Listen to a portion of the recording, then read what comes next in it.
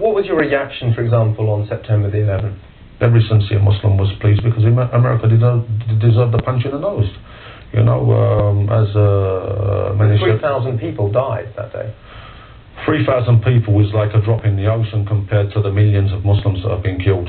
Abu Abdullah calls himself a cleric, but his extremist views may be repugnant to the vast majority of Muslims, in fact anyone who believes in God.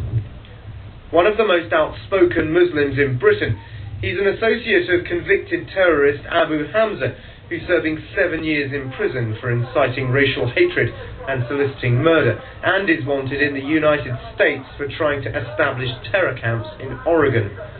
But Hamza's friend Abu Abdullah is still free, despite expressing views that come very close to inciting and glorifying terrorism, but he hasn't been charged with any crimes.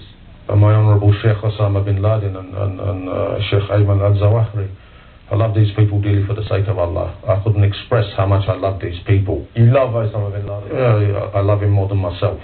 Abdullah tries to use the Quran to justify terror.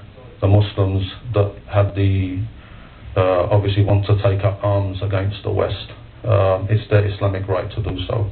Islam is a peaceful religion, but at the same time Islam is allowed to defend itself. It's allowed to defend itself, you'd say. Is it allowed to attack the West? Absolutely. If this person is killed by the West, then we have our rights to take it out on the West. Those mainly the army, the British or the American army, government buildings, where they legislate from. So it's fair game? Well, it's absolutely, of course it's fair game for the Muslim. So Tony Blair is a legitimate target, George Bush Absolutely, yeah. Do you think that America and Britain will be subjected to further attacks? It should be. A lot of people will be horrified by what you're saying, that they think that you are bringing nothing but chaos and death and destruction and misery. Well, I'm not here to please the West or to please people's understandings. My people are being killed all over the world in many, many countries. But that doesn't justify killing other people. It does justify it. Of course it justifies it. When's it going to stop? You people need to know we're not going to take it anymore. Oh, you want to know why Muslims in this country are understanding what they understand?